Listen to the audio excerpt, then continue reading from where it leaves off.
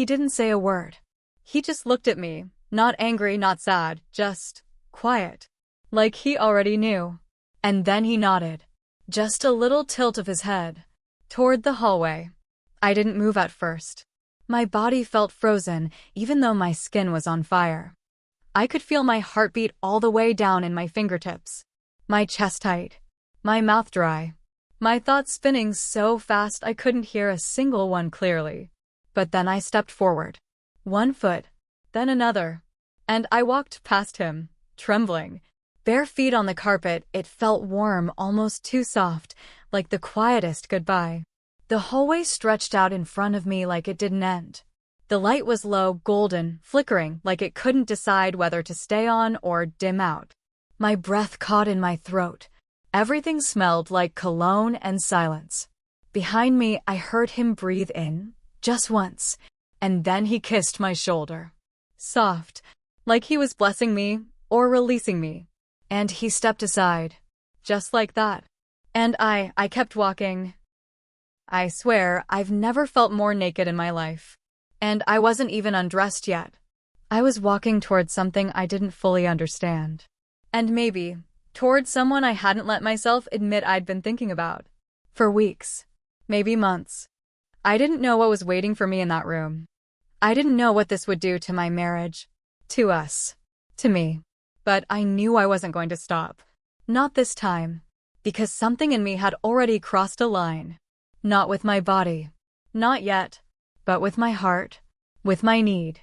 I paused outside the door, just for a moment.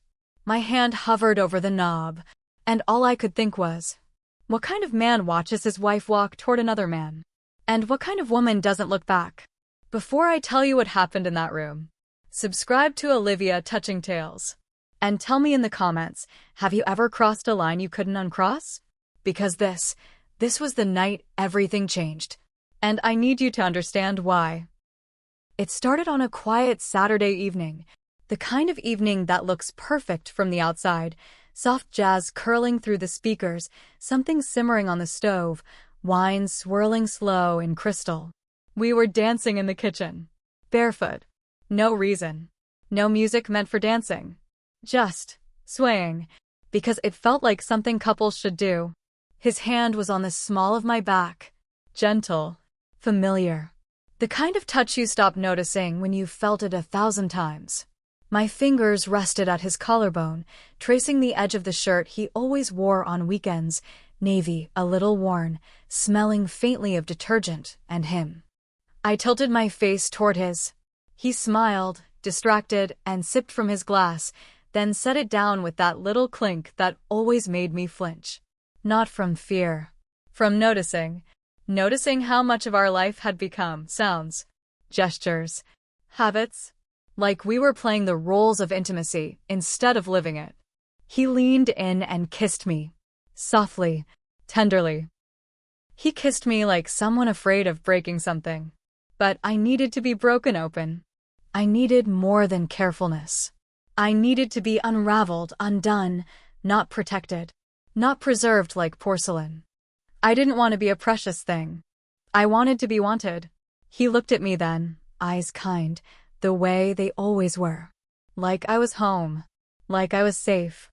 And I smiled back because I loved him. God, I loved him. But I wasn't in it. Not fully. Not like before. Not like when we first began and he couldn't keep his hands off me. When hunger ran beneath everything, under our words, our silences, our shared toothbrush. Now, it felt like we were just trying to remember how it used to feel. Like we were echoing something real, hoping the sound would bring it back. He pulled me a little closer, and I let him, pressing my cheek to his chest. The rhythm of his heartbeat steadied me.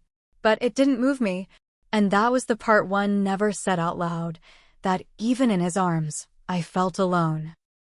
He whispered something, a joke, I think, and I laughed. Too quickly. Too brightly. Trying to fill a silence that had begun to stretch between us, long and quiet and undeniable. I wondered if he felt it too. That ache. That slow erosion. We danced for another few minutes. Then he let go and walked over to stir the pot on the stove. Just like that, no ceremony, no goodbye to the moment. I stood there a beat longer, arms still slightly out, like I was holding a ghost. And that's when I realized something that made my stomach turn. I didn't want to keep reaching anymore. I didn't want to keep pretending that tenderness was enough. Because I knew what it felt like to crave. And I knew, too painfully, what it felt like to be craved back. There was a time, not that long ago, when I could feel his desire before he touched me, thick in the air, woven into the way he looked at me from across the room. Now his glances were polite, sweet, safe, and it was killing me. Not because I wanted wildness for its own sake, but because I was still alive in a body that hadn't forgotten what it meant to be devoured. I watched him, standing there in front of the stove, humming along to the music, completely unaware that I was disappearing. Not all at once, but slowly, softly, beautifully, like sugar dissolving in warm tea. And the worst part? I didn't blame him. He hadn't done anything wrong. He still kissed my forehead at night, still warmed my side of the bed, still asked how my day was. But he no longer looked at me like I was something that could unmake him, and I missed that more than I could bear. I turned away and walked to the sink, pouring the last of my wine down the drain. The sound of it, glugging, draining, echoed in the quiet, and for a second, I imagined it was the sound of something leaving me. Maybe my patience. Maybe my guilt. Maybe my loyalty. I couldn't name it yet, but something had shifted. And I was starting to wonder if what I needed would ever live here again, in this kitchen, this house, this life of quiet dances and soft kisses and dinners for two. And if it didn't, what was I willing to do about it? Because the ache was only getting louder, and I was running out of reasons to ignore it. It wasn't sudden. The hunger didn't arrive like lightning. It seeped in, quiet, slow, like mist curling under a door you thought was shut. I didn't know what it was at first. Just a kind of restlessness. A tension in my belly when I woke up. A feeling of being just slightly out of place in my own skin, like I was waiting for something. For someone. And yet, everything looked fine. He noticed, eventually. Of course he did. He's not careless. He started planning things. Little getaways. A cozy cabin up north. A weekend in the city with a hotel that had robes and late checkout. We walked hand in hand through unfamiliar streets, sipping coffee from paper cups and laughing about nothing. I smiled for the photos. I leaned into his shoulder when he pulled me close. And I meant it. I really did. But I also felt this flicker inside me, like I was somewhere else. Somewhere deeper. Somewhere darker. We'd get back to the hotel room, and he'd touch me gently, like he always had. His hands tracing old maps across my skin. But I felt like a new country. And he couldn't read me anymore. He kissed my neck like a memory. Not like a man undone. And I wanted to be undone. I wasn't done. But it wasn't his fault. He was giving me everything he had. I just needed more than that. And that truth, it gnawed at me. Because what kind of woman needs more than love? I started noticing things I shouldn't. The smell of cologne in an elevator, sharp, musky, unfamiliar. It lingered after the man stepped out, and I found myself standing there, alone, breathing it in like it meant something. Like it saw me. Or the brush of fingers, someone handing me a pen, our hands grazing, and my skin humming for minutes afterward. Not because of the man, but because it had been so long since a touch startled me. I started lingering in conversations I would have left. Started watching the way someone's eyes drifted, lingered, then darted away. Started craving friction, not just physical, but emotional. That charge, that weight, that thing that says, I see you, and I want you anyway. At night, I lay next to him in bed, his back warm against mine, his breathing soft and steady, and I stared at the ceiling, aching. Not for escape, but for depth. He tried to reach me. I know he did. Long talks, curled together under throw blankets. He asked what I needed. If I was okay, if I felt seen. And I told him yes. Because how do you explain a hunger you don't understand?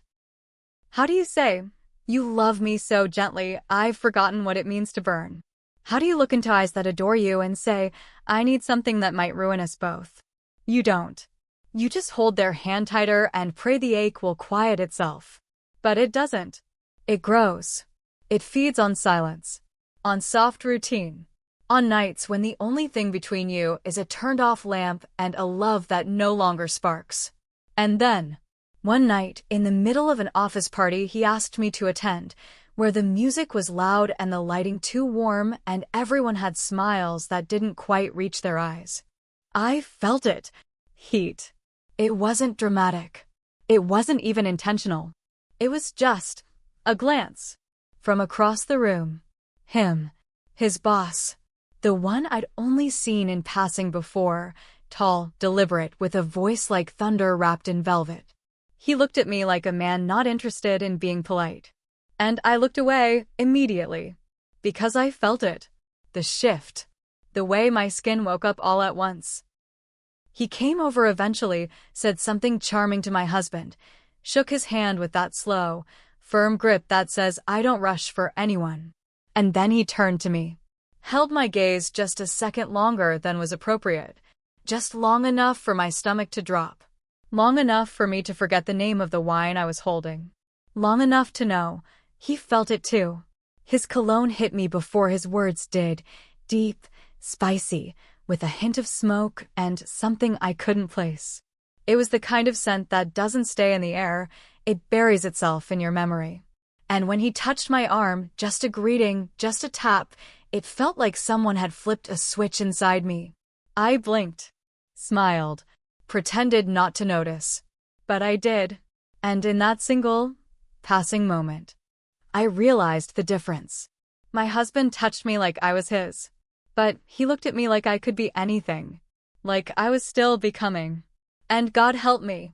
That look followed me home. It stayed with me in the shower. In bed. In the quiet between kisses. Not because I wanted him. But because I remembered something I'd almost lost. What it felt like to be seen by someone who wasn't already sure of you. Someone who didn't come with history, just possibility. And that was the beginning of the end. Even if nothing had happened. Yet, it happened late. Not in the hour, but in the weight of the moment. After the house had gone quiet, after the party clothes had been folded onto a chair, after the last light had been turned off but neither of us had moved to sleep. We were in bed, lying side by side, not touching. The kind of silence that isn't peaceful. The kind that wraps around you like a question you're too afraid to ask. And then, out of the dark, his voice broke it. Low. Fragile. Like he already knew the answer. Am I not enough for you? I didn't answer right away. Not because I didn't know what to say, but because I did, and it terrified me. I turned my head slowly, watching the shape of him in the dark. The outline of his profile. The way his chest rose and fell so steadily even now. I could have lied. I could have told him he was perfect. That I was just tired. That nothing was wrong. But something in his voice had cracked, and it matched the fracture in me too precisely to ignore. So I spoke. Softly, truthfully. You're everything. My voice caught, but something inside me still aches. The silence that followed wasn't angry. It was hollow. Wide. Like the space between stars. He didn't shift. Didn't sigh. Didn't turn away. He just stayed still. And then he said something I didn't expect. Something that didn't sound like the man I married. If I could give you more, he said, without losing US, would you want it? More. What a strange word. Slippery. Dangerous. Honest. More could mean anything. More passion. More risk. More permission. It could mean doors opened that shouldn't be.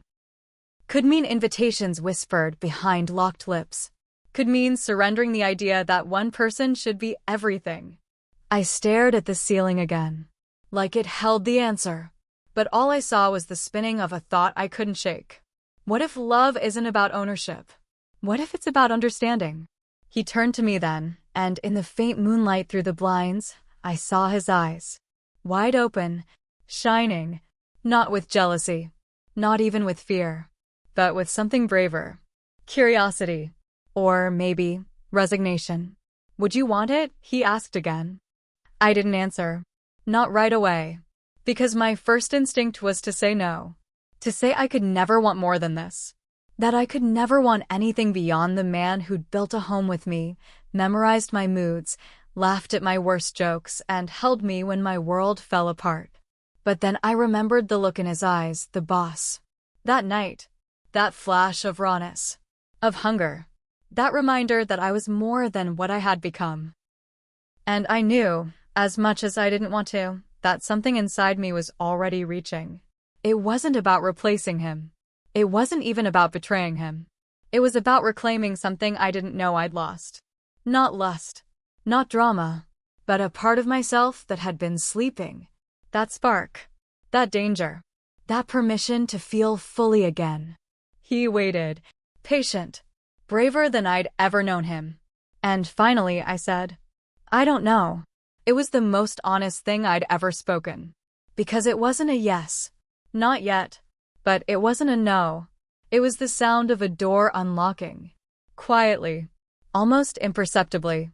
And even though the night held us both, neither of us reached for the other. We just lay there. In the not knowing. In the pause before a choice. In the space between longing and permission. And I think we both knew, without saying it, that the question had already changed everything.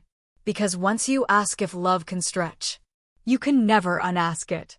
It was a week later. A Wednesday. Nothing special. The sky was the same pale gray it had been all week. The dishwasher was humming. I was wearing one of his old t-shirts, sleeves rolled, sipping tea that had already gone cold. He stood in the doorway of the kitchen like he had something stuck in his throat. And I knew before he said it. I knew the way you know a storm is coming, not because of thunder, but because of that unbearable stillness in the air before it breaks. He looked at me and didn't blink. He said you intrigue him. I didn't ask who. I didn't have to. I just stared at him. Let the words stretch between us like a wire pulled too tight. My boss, he said. The one from the party. He asked if we were open. The world didn't tilt. It snapped. Not outwardly, not with drama. Not with gasps or slammed mugs or broken plates. Just inside me.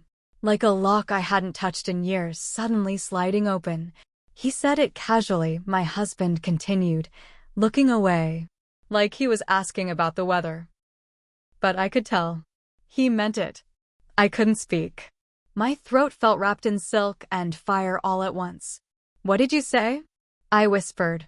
He shrugged one shoulder, but it wasn't casual. I said I didn't know. That it wasn't something we'd talked about in detail. But that, he hesitated, you might be more curious than you let on. My heart roared. Louder than it ever had. Not with fear. Not with shame. But with something hotter. Sharper. Alive. I should have been angry. Or embarrassed. I should have laughed it off, rolled my eyes, told him how absurd it all was. But I didn't. I just stood there, tea forgotten, staring at the man I thought I knew and realizing he was braver than I'd ever given him credit for. He stepped closer, voice lower now, cautious but steady. He said it with respect. Not like a game. Like he'd noticed something in you. Something I hadn't seen in a long time. My breath caught. I felt naked and cloaked all at once. I didn't know if I was terrified. I said quietly or thrilled. My fingers tightened around the mug. Maybe both. There was a pause. Then he nodded. So did I. That was our quiet agreement. No fireworks. No ceremony. Just two people stepping into the unknown with their eyes wide open. That night, we sat down together, knee to knee on the living room rug like teenagers planning something they knew they shouldn't. We made boundaries. We whispered them like secrets. No touching without consent. No surprises. Everything slow. Everything safe. If I said stop, it ended. If I looked scared, he'd step in. If I cried, he'd hold me. We were building a bridge between our longing and our love. And we were doing it carefully, tenderly, like people defusing a bomb and lighting a candle at the same time. I went to bed that night staring at the ceiling again. But this time I wasn't hollow. I was buzzing. Not because I knew what would happen, but because something had shifted. The ache inside me had been named, seen, aloud. And that permission, that quiet, trembling permission, was more intimate than anything I'd felt in years. It didn't feel like betrayal. It felt like truth. Like we had finally admitted the part of love no one talks about. That wanting doesn't always mean something's missing. That desire is wild. And sometimes, love is strong enough to let it run, just a little. Just far enough to find out what's real. And what was fantasy. But I still didn't know which one this would become. I just knew the door had been opened, and I had one foot over the threshold. The room was warm, dim, lit only by a single amber lamp and the sound of my own breath. I'd never worn silence like that before, tight across the chest, soft against the skin. The air felt thick, like something was about to happen, like something already had. I heard the door open, but I didn't turn. I couldn't. My feet were rooted, my pulse louder than the music playing faintly from a speaker in the corner. He walked in, calm, observant, composed. Not rushed, not eager, but aware. Of me, of everything. His energy didn't fill the room, it focused it, narrowed it down to a single point, presence. He stood a few steps behind me, quiet. I could feel his gaze, steady, patient. He didn't reach for me. He waited for me to feel him. Then a whisper. Not words, just breath, just closeness. Right at the shell of my ear. Like he was testing the sound of my stillness. Then his fingers, barely there, traced the back of my arm. Paused at my pulse. Not to measure it. To acknowledge it. To say, I see you. He moved around me like someone learning a new language, one breath at a time. Every gesture deliberate. Every silence meaningful. He didn't devour. He invited. And I didn't answer with words. My breath said enough. It was like he was gathering the story of my body from the way it tensed, then softened. From every inhale that stuttered before it settled. And when he finally touched my cheek, it didn't feel like the beginning of something. It felt like a continuation of a conversation I didn't know I'd started. I was there. Present. Not consumed. Grounded. Wave 2. Deep and intense. Then, something shifted. His energy changed, not into something aggressive. Just certain. His hand slid to my jaw, gently, but with purpose. Tilting my face toward his. His eyes met mine, and I swear time stilled. He wasn't rushing me. He was slowing me down, intentionally. Not to tame me. To make me feel. Everything. The way his breath met mine. The heat of his palm at the base of my spine. The pull in my chest that made me ache not for more, but for deeper. I was unraveling. Not in chaos. In revelation. Like he was pulling threads that had been knotted for years and showing me what I'd hidden beneath all my restraint. There was no performance in me anymore. Just truth. I stopped thinking about what was happening. I started feeling it. Every pause. Every inhale. Every surrender. He wasn't touching me for pleasure. He was studying me. Committing me to memory. And in that stillness, I remembered myself. Wave 3. Dominant and focused. Then the tone shifted again. He stepped closer, closer than before. Not tentative now. Commanding. Not cruel. Not harsh. But decisive. His presence wrapped around me like a rope, like gravity. He didn't ask for control. He took it. With just his eyes. With the steadiness of his hands. He touched me like he'd already been granted permission in another lifetime. And I let him. Not because I was weak, but because I wanted to know what it felt like to be held in someone's certainty. I was being carried, not just by him, but by the moment. And then, I felt it. A shift behind me. My husband. Watching. Silent. I didn't panic. I didn't shrink. I met his gaze and saw, not jealousy, not betrayal, but awe. His eyes wide, mouth barely parted. And in that gaze, I saw something I hadn't expected. Pride. Like he was witnessing something sacred. Like he was watching me bloom. And somehow, his presence made it all safer. Not because he was there to stop it, but because he was letting me go and staying anyway. Wave 4. Duality. 2 at once. Then something I didn't expect. He stepped forward. My husband. He didn't interrupt. Didn't compete. He became anchor. He came behind me, arms wrapping gently around my waist as the boss stood in front of me, still steady, still leading. And suddenly, I wasn't caught between them. I was completed by them. Love at my back. Lust in front of me. Security and surrender. Devotion and danger. One holding me with history, the other with hunger. And for the first time in my life, I felt whole.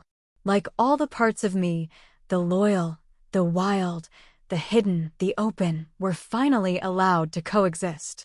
I leaned into both. Cried without apology. Laughed without shame. Felt without needing to explain. They didn't touch each other. They touched me. Together. And I let them. Wave 5. Surrounded, complete immersion. I don't know when it stopped being about touch. When it became something beyond bodies. A soft gasp turned into a sob. A trembling spine turned into surrender. Not to them. To myself. I wasn't a wife, or an object, or a woman proving anything. I was a being. Open. Seen. Held. I wept. Not because I was broken. Because I was no longer trying to be good. Or worthy. I just was. And they stayed. One hand brushing my hair back from my face. Another tracing my hip like it was a prayer. And I knew. This was never about being unfaithful. It was about coming home. To the body I'd ignored. To the woman I'd silenced. To the truth I'd buried beneath politeness and pattern. I wasn't asking anymore. I was answering. And the answer was yes. Yes to risk. Yes to desire. Yes to letting myself be everything. And when I finally went still, when the trembling stopped and the room quieted again, there were no words. Just breath. Just warmth. Just me. Fully. Unapologetically. Alive. I didn't realize the moment had come until it had already passed through me. Not like lightning. Not like thunder. But like a storm that had been gathering in secret skies for years, quiet, aching pressure behind my ribs, behind my breath. And then, just, release. A flood. A wave. A breath I'd been holding since girlhood. I didn't cry out. I just exhaled. It felt holy. Like something ancient had been undone inside me. Not broken, unlocked. It wasn't just my body. It was everything. All the silence I'd learned to swallow. All the softness I'd buried under composure. All the hunger I'd dressed up as patience. Gone. Gone like the space between inhale and exhale. Gone like fear that forgot its name. I melted into the floor. Or maybe into myself. Or maybe into something new entirely. I don't even know what held me first. His hands, my husband's arms, the warmth beneath me. But I was held. Safe. Still. Wide open. Not vulnerable in the way that meant danger. Vulnerable in the way that meant truth. And they didn't speak. They didn't need to. Because they were there for that moment. Not just the sweat. Not just the tremble. Not just the pulse. But the after. The part where everything inside me went quiet. Where I wasn't reaching. Where I wasn't asking. Where I wasn't aching. I felt something inside collapse, gently, like scaffolding no longer needed. The structure I had built around my longing. Gone. And what remained was peace. My breath slowed. My thoughts softened. There was no shame. No guilt. Not even pride. Just being. I let my head fall back into someone's chest. I didn't know whose. It didn't matter. Because it wasn't about them anymore. It was about me. About the way my ribs expanded again without resistance. About the way I could finally close my eyes without fear of missing something, because I had nothing left to miss. Nothing I hadn't felt. Nothing I hadn't tasted. And in that moment, I wasn't a woman who had strayed. I was a woman who had arrived. Fully, completely, silently, and both of them knew it. Not because I said a word, but because the room changed. Like it had witnessed something private. Like it had blessed it, and maybe it had. Because I felt it in my bones that something had been made sacred here. Something that would echo in every part of me, forever. The room had gone quiet, the kind of quiet that doesn't ask for music or words or answers. Just air. Just breath. Just the gentle hum of something new settling into the old shape of things. I was wrapped in a robe, not for modesty, but for containment. As if I needed something soft to keep me from floating away. I sat alone for a while. The wine on the table had gone warm. The candles were soft stubs now, flickering low, as if even the flames had seen too much and wanted to rest. He was across the room, my husband. Not far, but not close either. Sitting with his elbows on his knees, his hands clasped, his eyes far away. And yet, entirely on me. He watched me like someone who had given away his favorite thing, and was still proud. There was no anger in him. No possessiveness. But there was something quieter. Sadder. Something that looked like love dressed up as letting go. I didn't speak. Neither did he. Silence stretched between us, not as a wall, but as a bridge that hadn't been crossed yet. And then, I rose. Slowly. Not because I was uncertain, but because I wanted to feel each step. Like it mattered. Like I mattered. I walked to him and folded into his lap like it was a place I hadn't known I missed. My legs curled beside him. My arm draped over his shoulder. And I let my hand cup the side of his face. He leaned into it without thinking, like muscle memory, like instinct. His eyes closed, just for a second. I studied the lines at the corners of them. The tiredness. The tenderness. The question he wasn't asking out loud. And I answered anyway. I wasn't reaching anymore, I whispered, my forehead against his. I was complete. His hands found my waist, tentative at first, then firmer. But I think we both knew something had shifted. Not broken. Not lost. But different. The kind of difference you don't undo. The kind that doesn't scream, but settles into the joints of a life. I wasn't the same woman he brought to that room. He wasn't the same man who let me go. We were still us. But now more. Or maybe less in the ways that used to hide us from ourselves. I think he saw it. In the softness of my breath. In the calm of my body. In the quiet between us that no longer needed to be filled. He touched my hair, slow, reverent. And I let him. Because I loved him. Because I always had. But now, I also understood something I hadn't before. That love, real love, doesn't always mean being the only one. Sometimes it means stepping aside, just enough to let the person you love find a part of themselves you can't reach. And that night, he had done that. Willingly. Bravely. Maybe painfully. And as I sat in his lap, heart steady, body whole, I knew. He hadn't lost me. He had made space for me to return to myself. And I had, quietly, gratefully, forever changed. We never went back to how we were before. Not because we were broken. Not because something was ruined. But because we had opened a door we couldn't close. And maybe we didn't want to. There's a moment, after the storm, where everything feels suspended, like time itself is unsure how to continue. That's where we lived for a while. In the quiet after. In the awareness that something had shifted in the foundation, but not collapsed. Changed. Deepened. Refined. He would look at me differently after that night. Not with suspicion, not with distance, but with a kind of reverence, like he'd seen me, truly seen me, for the first time. And maybe that was the most unsettling part.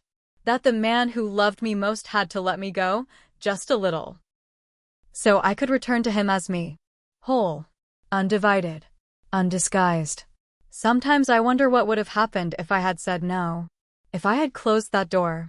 If I had stayed in the safe arms of what we understood instead of stepping into what we didn't. Would I still feel that ache under my skin? Would I still be wondering what else I was missing? Would I still be quietly unraveling behind a polite smile and a clean kitchen? We never talked much about it after. Not in detail. It became part of our story, not the center, just a chapter we both remembered. A chapter where everything slowed down and something unnamed finally made sense. So now I'll ask you, if it meant giving her what she truly needed, would you let it happen? If the ache inside the one you love could be soothed, but not by you, would you make space for that? Is loving someone sometimes about letting go of being the only one? Or does real love know it was never about ownership in the first place? Tell me what you do. I'm genuinely curious. And if stories like this make you feel something, even if you can't name it, you belong here. Subscribe to Olivia Touching Tales for more. And don't forget to breathe deeply.